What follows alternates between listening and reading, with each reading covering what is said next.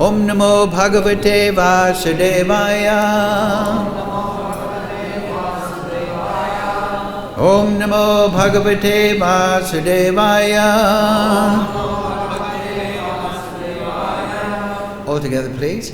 Om Jnana Tamarandasya Ganandana Salakaya Chakshurun Militam Yena Tasmai Shri Gurave Namaha Shri Chaitanya Manobishtam Sthapitam Yena Bhutale Swayam Rupa Kadamayam Dadati Swapadantikam Vandeham Shri Guru Shri Yukta Padakamalam Shri Gurun Vaishnavamscha Shri Rupam Sagrajatam Sahagana Raghunatham Vitam Tham Sajivam Sadvaitam Savadutam Brijana Sahitam Krishna Chaitanya Devam Shri Radha Krishna Padam Sahagana Lalita Shri Vishakam Vitamscha He Krishna Karuna Sindhu Dina Bandhu Jagatpate Gopesha Gopika Kanta Radha Kanta Namostute Tapcha Kanchana Gaurange Radhe Vrindavaneshwari Rishabhana Sudadevi Pranamami Hari Priye Vanchakalpa Tarubhyascha Kripa Sindhu Bhaivacha Padidanam Bhavnebhyo Vaishnavebhyo Namo Namaha Shri Krishna Chaitanya Prabhu Nityananda Shri Advaita Gadadhara Shri Vasadi Gaur Bhakta Vrinda Hare Krishna Krishna Krishna Hare Hare Hare Ram Ram Ram Hare Hare. So, reading from Srimad Bhagavatam, translation and commentary, His Divine Grace Srila Prabhupada. Canto 5, Chapter 18, The residents of Jambudweep offer prayers. Today's verse is number 37. Please repeat. Dravya Kriya Hetavyanesha Kartibir Maya Gunai Vastu Nirikshitamane Anvikshayan Gati Shayatma Anvikshayan Gati Shayatma Buddhibir Nirasta Maya Kitaye Namo Namaha Dravya Kriya Hetayanesha Kartibir Maya Gune Vastu Nirikshita Mane Anvikshayat Kati Shayatma Buddhibir Nirasta Maya Kritaye Namo Namaha Dravya Kriya Hetayanesha Kartibir Maya Gune Vastu Niriksitatmane Anvikshayan Gati Shayatma Buddhibir Nirasta Maya Kritaye Namo Namaha.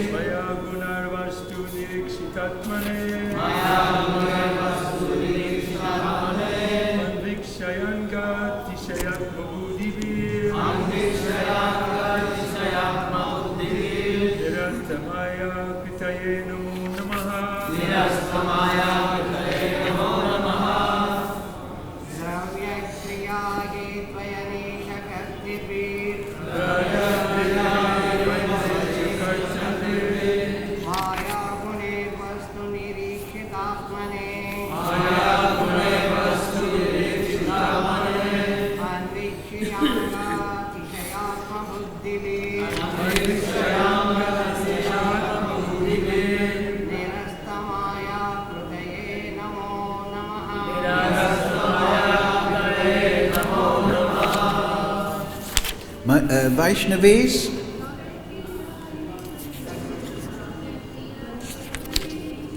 Dravya Kriya Hetavyanesha Kartibir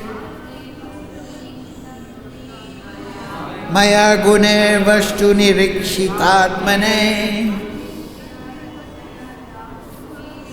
Anvikshaya Gati Shayatma Buddhibir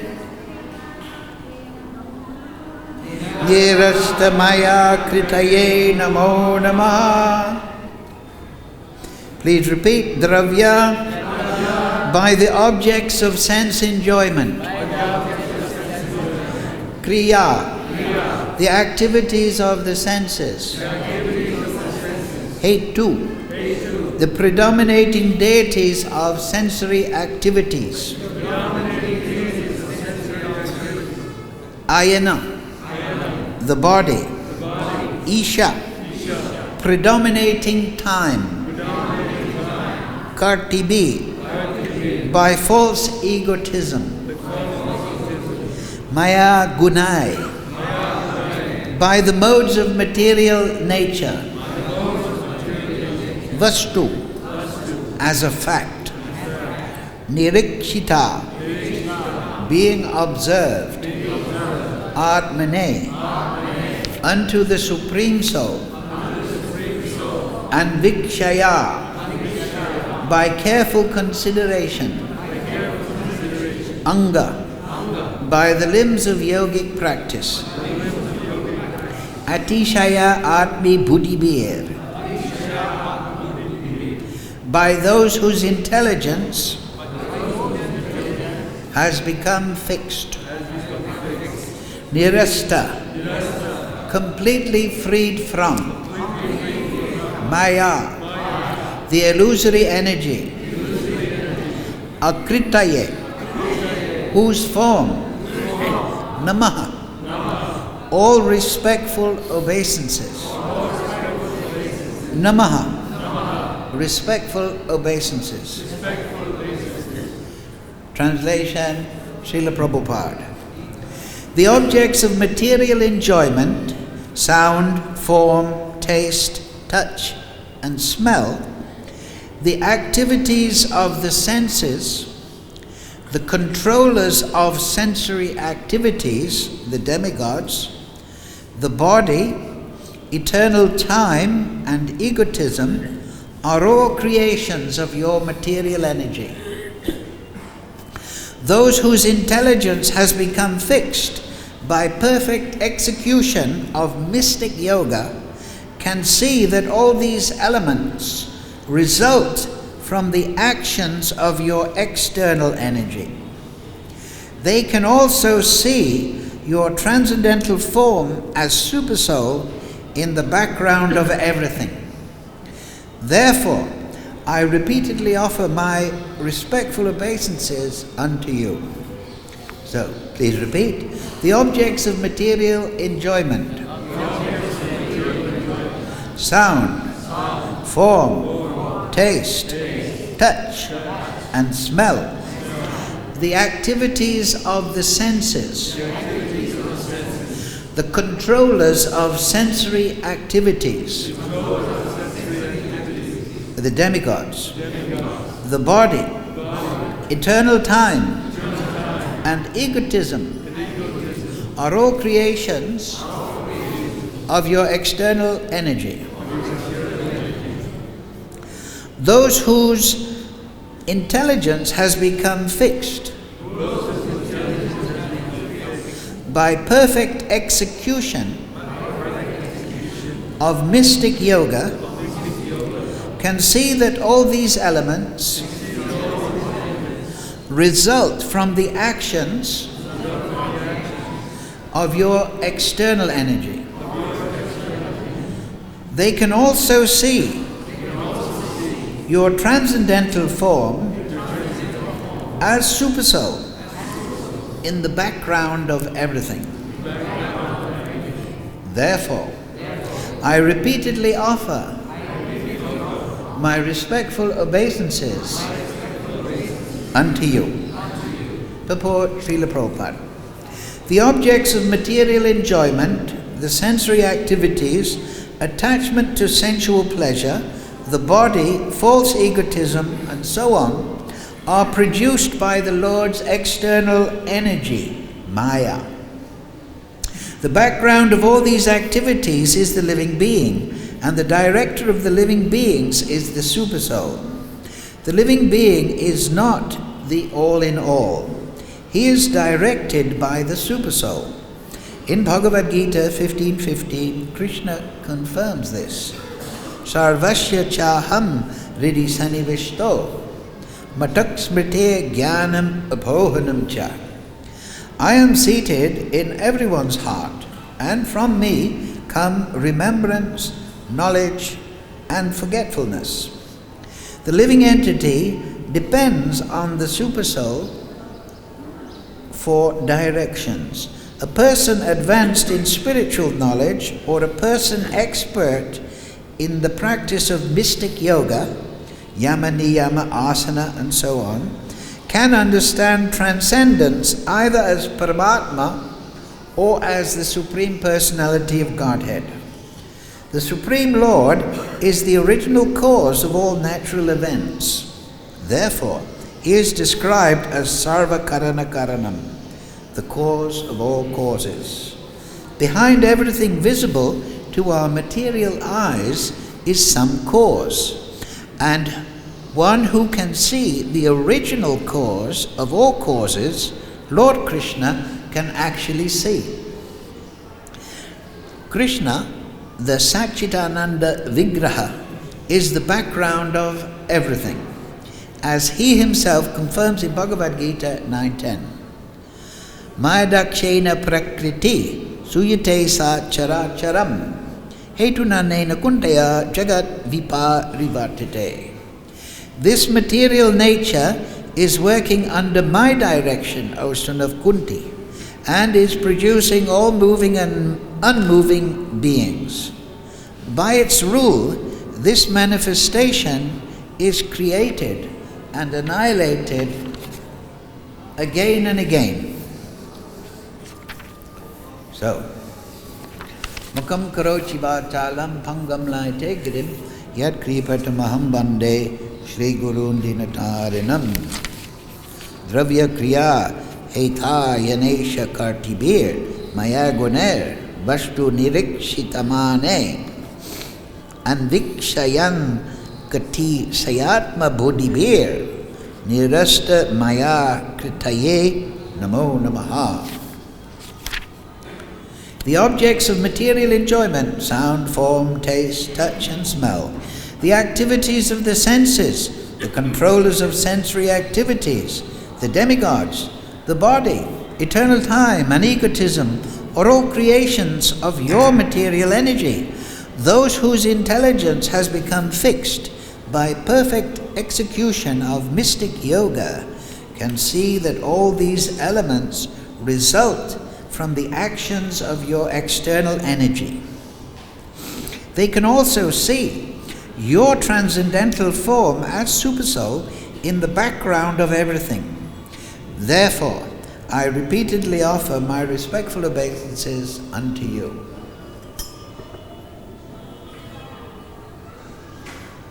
Very noisy today. But this is Vrindavan Dham, and Krishna is the background of everything.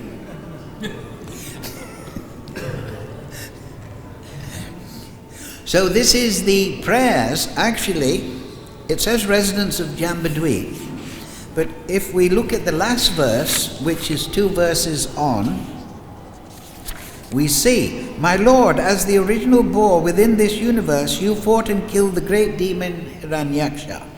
Then you lifted me, the earth, from the Garbadak ocean on the end of your tusk, exactly as a sporting elephant plucks a lotus flower from water. I bow down before you. So this is Bhumi Devi offering prayers to the Supreme Lord in his form as Varaha. So if you read carefully this chapter, you will see that the residents of Drambadweep, which is manifest within the material universe, they, in their particular region of Jambadweep, they worship particular forms of the Supreme Lord. So that may come as a surprise, because generally we think Varahadev has his planet in Vaikuntha-loka, the Dasavatar have their planets in Vaikuntha-loka.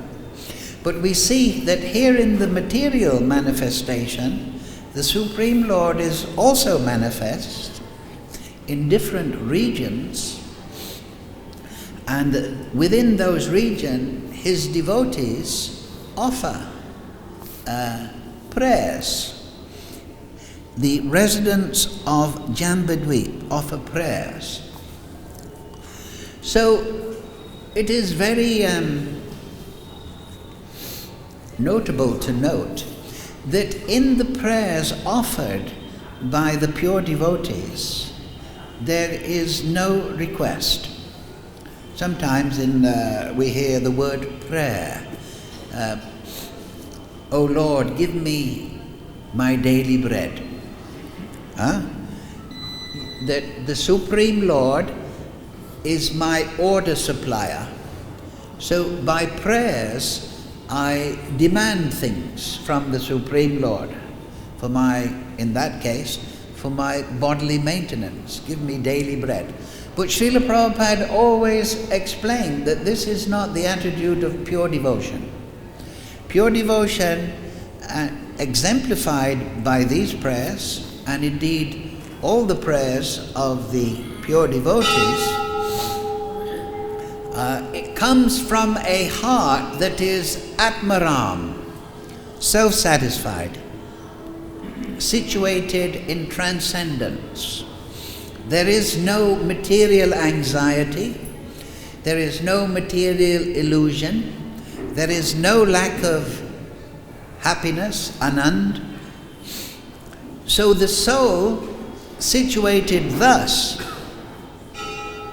glorifies the Supreme Lord and the qualities of the Supreme Lord, the activities of the Supreme Lord. And it does not demand, he does not try to turn the Supreme Lord into his order supplier. Rather, he prays to the Supreme Lord to be the servant. So the pure devotee, and the sadhakas also, following in the line of Chaitanya Mahaprabhu, they do not pray for material facilities, but they pray for spiritual realization, spiritual attainment, by which they can serve the Lord more completely and more deeply with devotion. So this is very important. And if you look at all the prayers, for example, even in the Brahma Samhita, Shri Shri Gaurnitai, Shri Guru Parampara, Krishna Balaram, Radhasham Sundar, Lalit Vishaka, Shalagram Maharaj, Giri Govardhan, Tulsi Maharani, Gomata, Ki Jai. So, the devotee prays to be a better servant of the Lord, not for material facility. As Prabhupada makes clear in the purport, the Supreme Lord is the background, he is the maintainer of everyone.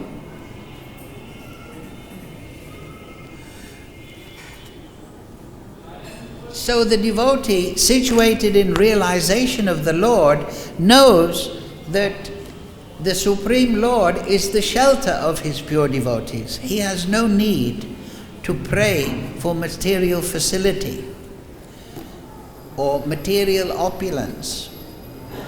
Rather, he wants to glorify the Lord. And if we read these prayers very carefully, we will see that they elucidate the nature of the Supreme Lord and his activities, his qualities. The Brahma Samhita, there is no request by Lord Brahma. If we read the prayers at the beginning of the Bhagavatam of Queen Kunti, and the Acharyas have generally described that the prayers of Queen Kunti are the prayers of a neophyte devotee, because Queen Kunti is explaining in her prayerful offerings to the Supreme Lord that she is bewildered by his nature. Krishna is unborn. He is the Supreme Lord. Yet he appears as the son of Nanda and Yashoda, and is born apparently by Vasudeva and Devaki. So she is also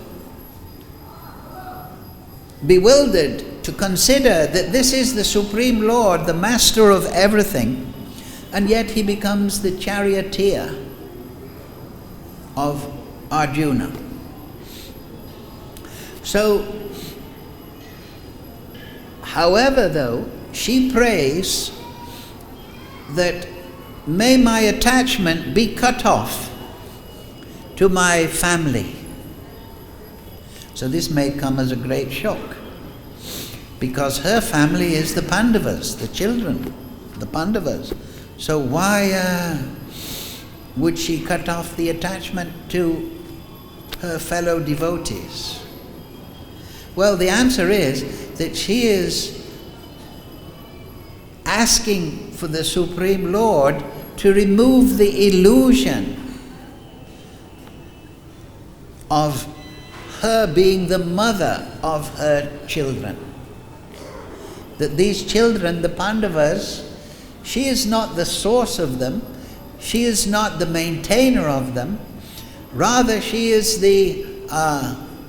in the role of mother temporarily. So when she asks that this illusion, attachment to her family members be cut off, she is asking that the illusory conception that I am the mother, I am the source of these children, be removed. And she prays, Gange Bodam Udanvati. She says that may my devotion to you, O Supreme Lord, flow ever forward, just like the Ganges. The Ganges flows over every obstacle. It is a massive river, so you cannot block the Ganges. It will flow around any obstacle. So Queen Kunti prays in that way. She doesn't pray for any material facility, but remove your illusory energy and give me realization of you, and make my devotion constant, unbroken. So she exemplifies the mentality of the devotee. Srila Prabhupada, I was listening to a lecture by Prabhupada last week, and Prabhupada says, Prahlad Maharaj, he never prayed for anything from Nrsimhadev.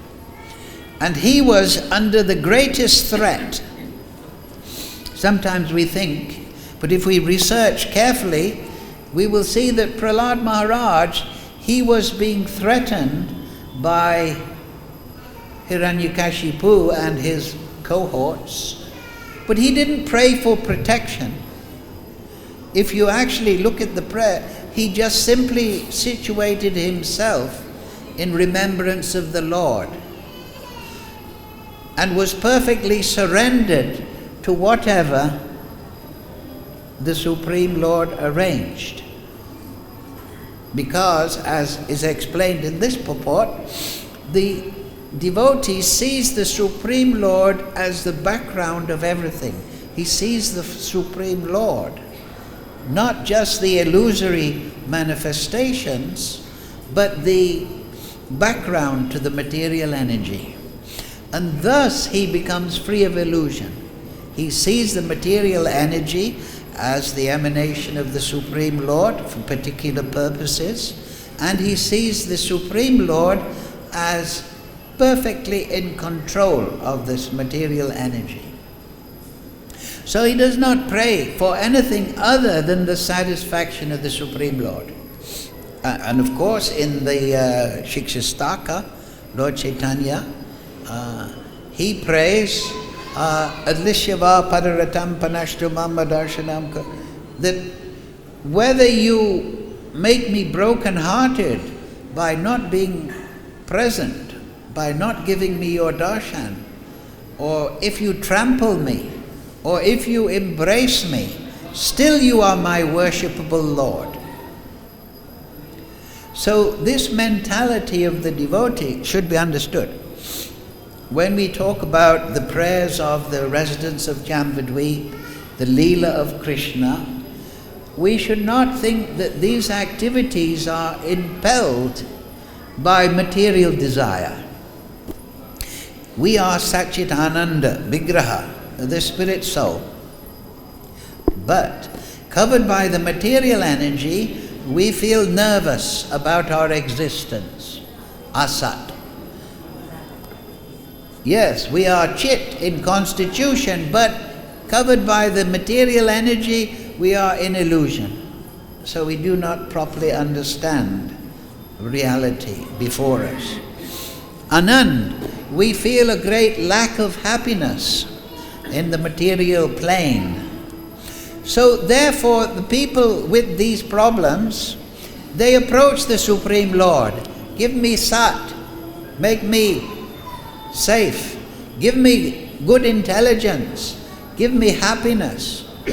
And in the materialist, they search for material enjoyment, they search for material education, they search for material safety. So when they approach the Supreme Lord, they approach with these things in mind. This is the neophyte condition. It is correct that they have approached the Supreme Lord. There is that verse, Akama sarvakama mukshakama udharyade trivrena bhakti yogena yajate purisham param. Whether you have no material desire, akam, or you're full of all material desire, or you want mukti, then the intelligent path is to worship the Supreme Lord, the Purisham Param, the Supreme Person. However, the advice through Gurum Parampara and through Shastra is that the person who wants to enter the path of bhakti, particularly the devotees of Lord Chaitanya, they do not pray for any material adjustment or satisfaction. They take that as the Supreme Lord's mercy. Therefore there is that verse in the Nectar of Devotion, Tattena Nukampatam, that the devotee who accepts whatever happens to him, whether it is good or bad, as the mercy of the Lord, but continues to offer his obeisances to that Supreme Lord, then he becomes, by that attitude, the rightful inheritor of the transcendental realm, by this attitude of selfless surrender.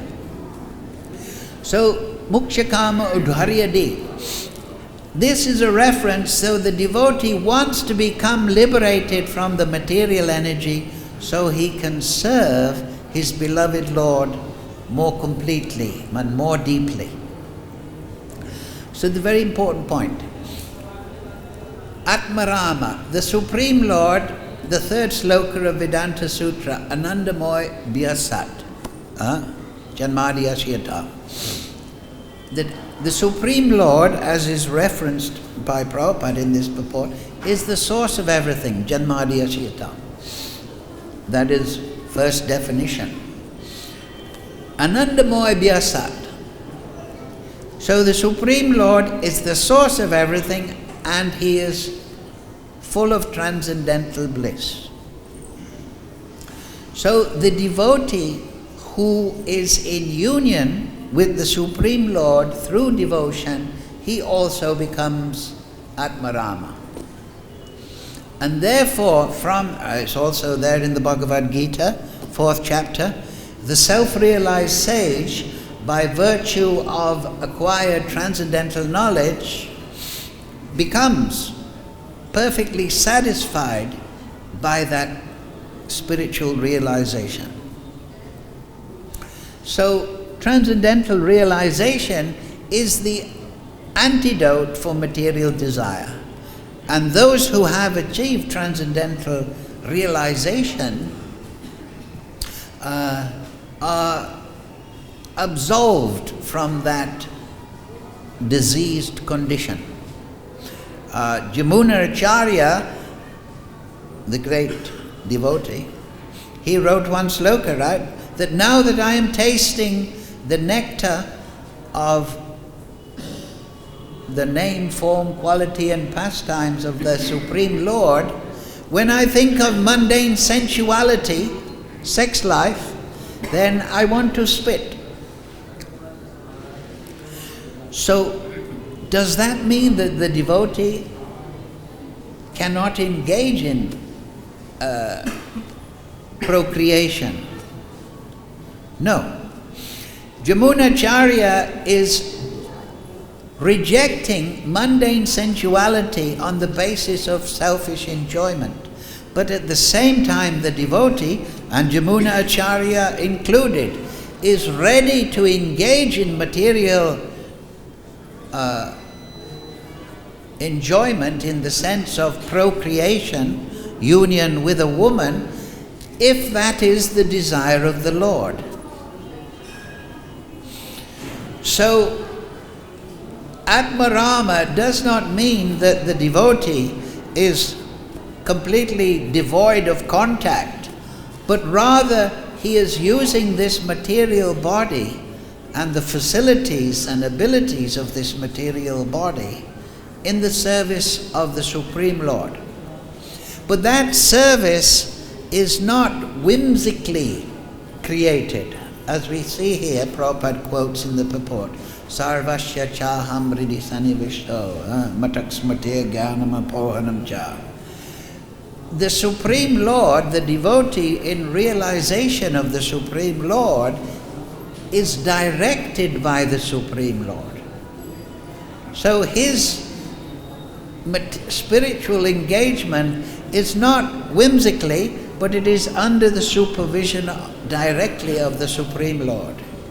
And he can engage in apparently material activities for the satisfaction of the Supreme Lord, for the procreation of children and so on and so forth. After all, how do all these members of Krishna Leela arrive and manifest on the earth planet?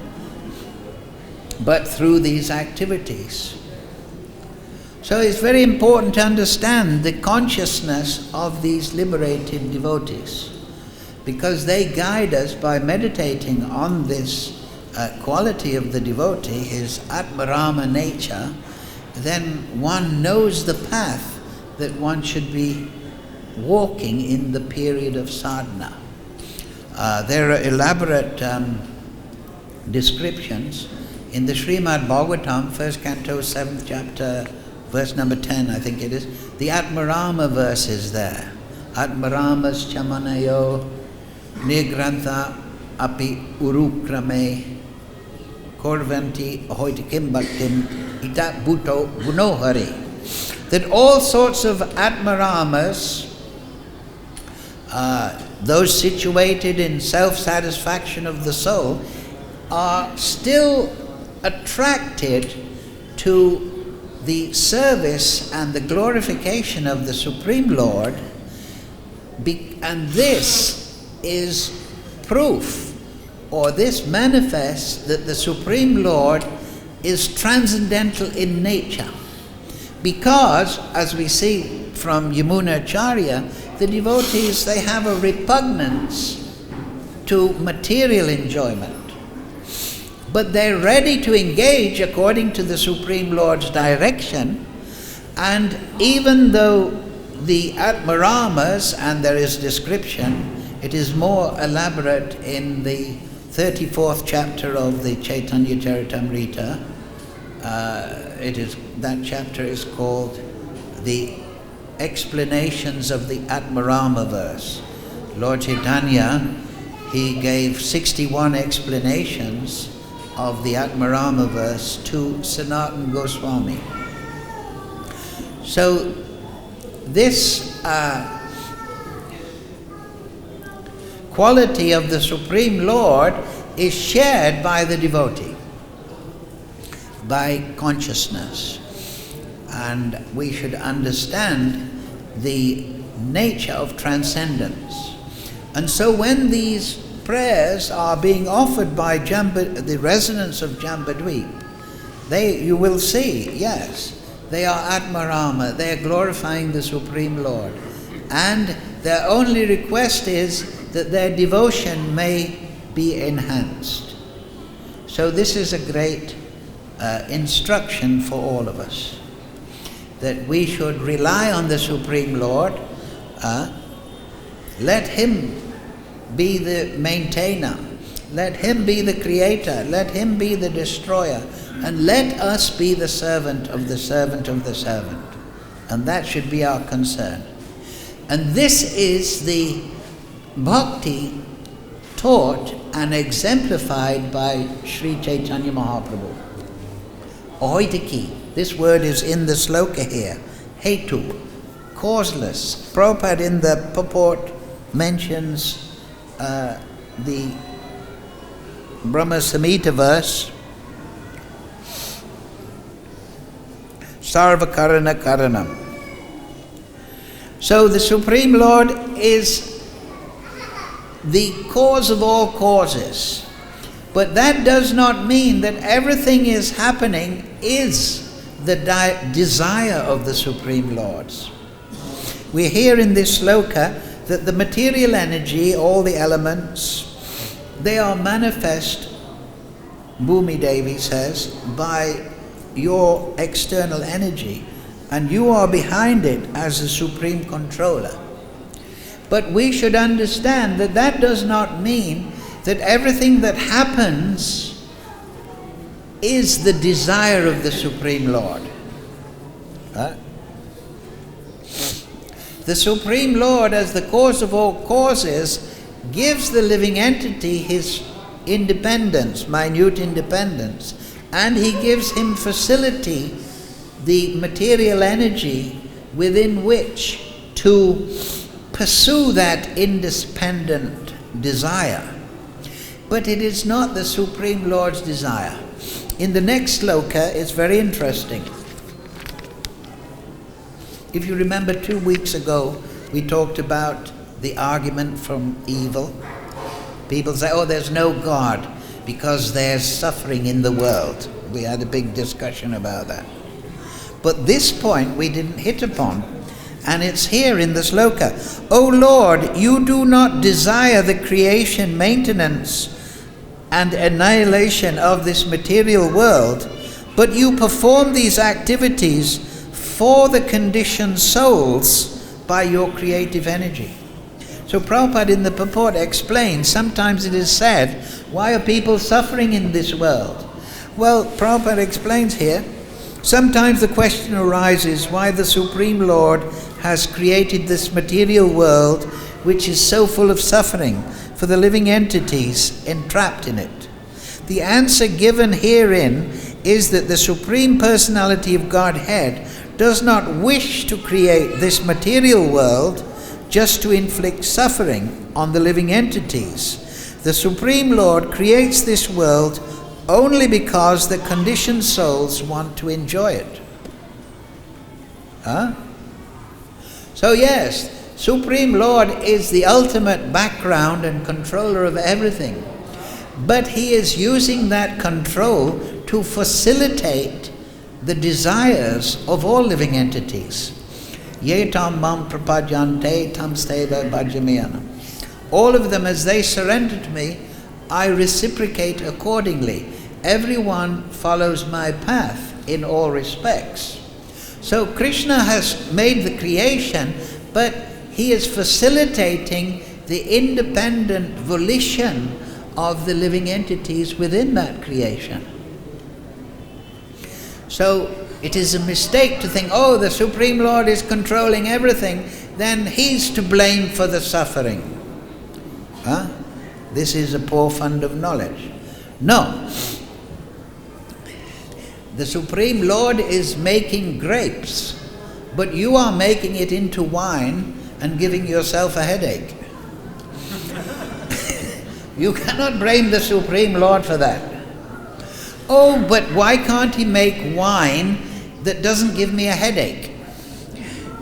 Well, then you drink too much of it and poison yourself to death very quickly. The suffering condition, like in this case, a hangover from drinking wine, that exemplifies the nature of the material world. You have your independence and you are converting beautiful grapes into wine.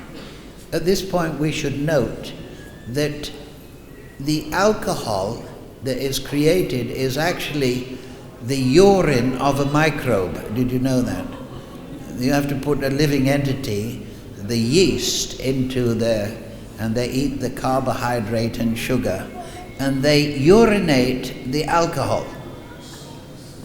So when people say, oh, it's a very good year, they mean it's a very good year for urine.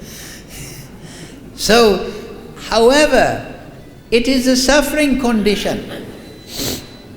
If you take the wine and remove the suffering condition, then the living entity will continue in his intoxication, destroy himself, give himself throat cancer, and so on.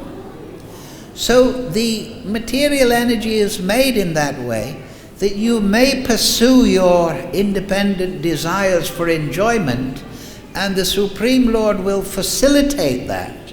But the material energy, there's always a worm in the apple. There's always a hangover after the wine. And that is to teach us that this material energy is anartha, unwanted. Somebody may say, oh, well, the Supreme Lord is giving me suffering. Why doesn't he just give me material existence without suffering? But that means you would have no impetus to reject the material energy. Now, if you do want to enjoy the material energy, you can enjoy without the nth degree of suffering if you follow the Vedic prescriptions, because then you'll go to Swargaloka and you'll live there with the Vidyadharis. You'll enjoy the Nandan gardens and you will live for thousands and thousands and millions of years enjoying material enjoyment. But of course it is temporary. So the inebrities of material energy are actually the mercy of the Supreme Lord, so that the living entity searches for a better situation, so that he gives up attachment to this material energy. And he pursues a different sphere for his manifestation of his Satchitananda nature. Freedom from death, Sat, eternality. Freedom from illusion, Achit, become Chit. freedom from Niranand, the misery and the paucity of sensual enjoyment, for unlimited Anand.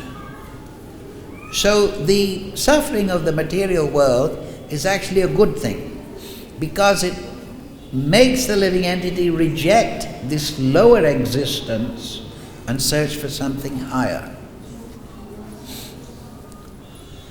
So the devotee understands this position of the Supreme Lord. Those that are without knowledge, they blame the Supreme Lord for their problems in this world. And that, in this way, they only display a lack of devotion and a lack of knowledge. Those that understand the position of the Supreme Lord as the manifester of the material energy and the background, understand also that the living entity has free will within this situation. And if he does go to PARP, then the impetus to reject the material energy becomes even stronger. Therefore, those that are actually in the material, that are actually enjoying in the heavenly planets, they have very little impetus to give it up and take to spiritual life, because the material enjoyment is so sublime. So, Lord Chaitanya manifested the Mahaprakash Leela.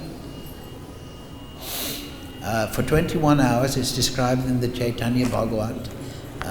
He entered within himself and he sat on a simhasan and he called all the devotees forward. He called them all forward. Those that were attached to Lord Ram, he manifested his form as Lord Ram. Those that were attached in this way or that way, whatever their particular attachment, the Supreme Lord called them forward and they were able to worship the Supreme Lord to their heart's content. And in this way, all the associates of Lord Chaitanya offered their prayers to the Supreme Lord and felt great satisfaction and bliss. So at the end, Lord Chaitanya called for Advaita Charya. Bring Nada.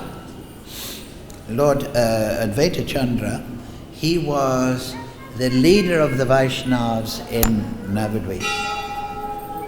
So right at the end of the Mahaprakash Leela, Lord Chaitanya called him. And he said, now I've given spiritual benedictions to all the devotees. Now Advaita,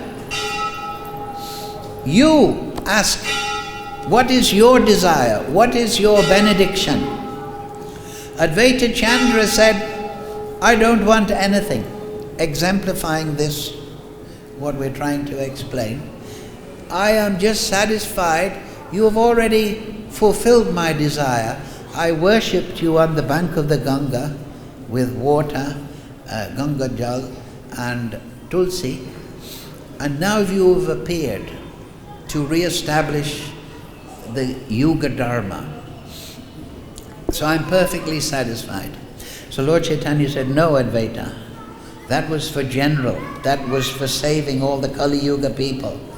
Now you ask for something that is your heart's desire. So Advaita Chandra said, okay, as it is your order, my dear Lord, I will ask for one benediction. I pray that you give your mercy to the most fallen, even the most fallen residents of Kali Yuga. What is that song? Patita Pavana Hetu Tava Avatar Na Paye Mosamo Patita Prabhu Na Paye. So you give your mercy to all the most fallen. but do not give your mercy to those that are puffed up, falsely puffed up. We're talking about Queen Kunti. Queen Kunti said, Janma, Aishwar, Shruti, Shribir, that these four things, they intoxicate the materially conditioned. What is it? Janma. People think, oh, I'm born in a very high family. And they become intoxicated.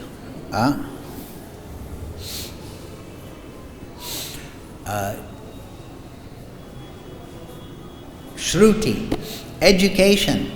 Somebody gets an education, even if it's a fool's paradise in some university, some think, oh, I'm very educated, I'm superior to the others. Somebody who has bodily beauty, healthy body, attractive, thinks, oh, I'm superior to these ugly people. I'm a supermodel. Something like that. And those that have opulence, material opulence, they also become, oh, I've got the money, so I'm superior. So Advaita Chandra says, those people that are intoxicated by material opulence and puffed up, don't give them your mercy, but give your mercy freely to those that are humble, whose only shelter and desire is you, who have no other program other than your satisfaction. You give them all their mercy. Do not consider if they're well educated in a material sense, high birth. No. Don't consider that. Just consider their humility and their sincere application for your mercy. Then you give them that mercy. This is what my desire is. So this is Advaita Chandra. So of course Advaita Chandra is Mahavishnu and Lord Shiva, combined incarnation, the greatest devotee. Mahavishnu is the source of the Tatastha Shakti Jiva that becomes entangled in the material world. So it's very interesting that as Advaita Chandra, he has this great desire to liberate the living entities from the material world. In the next sloka, which we already described, this material world is created for this rebellious spirit soul. So these points are very important. That the devotees, the Supreme Lord, the impetus for their activities is not material lack, material necessity. They are Atmaram. So somebody may say, well, if the Supreme Lord is Atmaram and the devotees are Atmaram, why are they engaging in activities? Why aren't they just sitting there and vibrating in great bliss? So of course this is impersonalism. This is tinged with impersonalism. Actually, if you read Jaiva Dharma, and everyone should do that, there's a discussion there that the Supreme Lord is Atmaram, but to enjoy the bliss of pastimes, to be stimulated, he externalizes his Swarup Shakti as Srimati Radharani, and he expands as the living entities. And by reciprocating with the Supreme, the living entities, it stimulates his internal Atmaram. The Supreme Lord is Rasavai Saha. So he has all rasa within himself. But by interaction with his devotees, this stimulates him to a greater ecstasy. Just like you can a material example to understand, you can think of a great musician. A great musician, he knows all about music, right? Of course, you can never know all about music, but he has great accomplishment in music. But what does he do then? Does he sit at home remembering Mozart and Beethoven? No, he wants to interact with other people, with other musicians, to enjoy and stimulate his musical ability. And this way, his musical ability is enhanced and his musical enjoyment is increased. So yes, the devotees, they offer prayers from the position of full satisfaction, and the Supreme Lord is fully satisfied. However, they engage in pastimes to enjoy the bliss of these activities. So if you read Adi Leela, verse 5, you will see that Radha and Krishna are one in identity, but to enjoy the bliss of pastimes, they have separated themselves eternally. And those two personalities have now recombined as Radha and Krishna, and they are enjoying that particular Leela. So,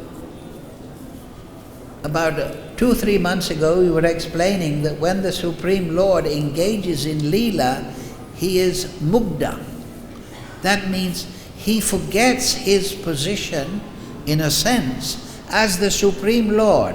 And so when he becomes Varaha, he really considers that I am Varaha, I am a boar, and I must rescue the earth on my tusks, because that is the equipment available to me.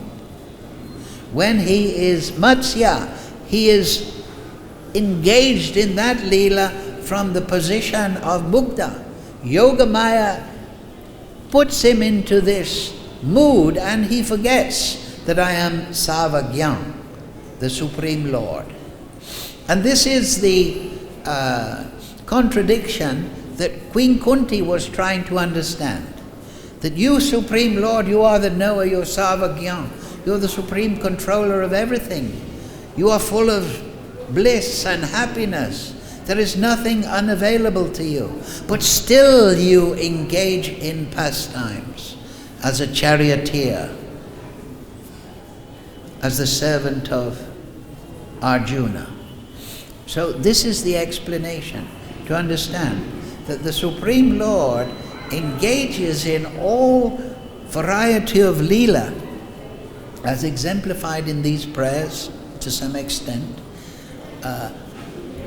And this enthrallment, this absorption in Leela, this is increasing his bliss, and it is increasing the bliss of the devotees. So when we study the Leela of Krishna in the Bhagavatam, we should bear these ideas in mind. And then we will be able to see more deeply into the Leela, what Krishna is doing, what is the mood of the devotees, how people are entangled in the material energy, how they may become free. If we understand the consciousness of the components, the participants in the Leela, then we can understand the Leela deeply. But if we just look at the Leela from a material point of view, without going to the acharyas in parampara, then we will consider from a material point of view. Krishna is dancing with the gopis because of material impetus. Krishna is doing this and that because of material impetus. And then our comprehension, our attitude will be very incomplete and unwanted. But through these prayers, through the nectar of devotion, through the words of the acharyas, we can understand the Leela as they are. So, we'll finish at this point. Any questions?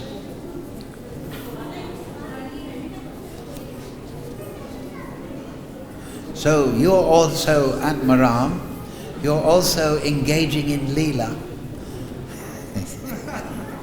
from the position of Atmaram, or at least you are applicants for that. But that quality of Atmaram and devoid of material desire, that is intrinsic to the soul. Nityasiddha Krishna Bhavasya. You can find in. So that mood is awoken by knowledge of its nature and engagement in sadhana with this understanding in mind. So try to absorb these spiritual topics, and you will find that you are on the progress to being Atmaram. Thank you all very much. Sri Sri Radha Krishna, Srila Prabhupada, Gaur Nitai Ki Jai.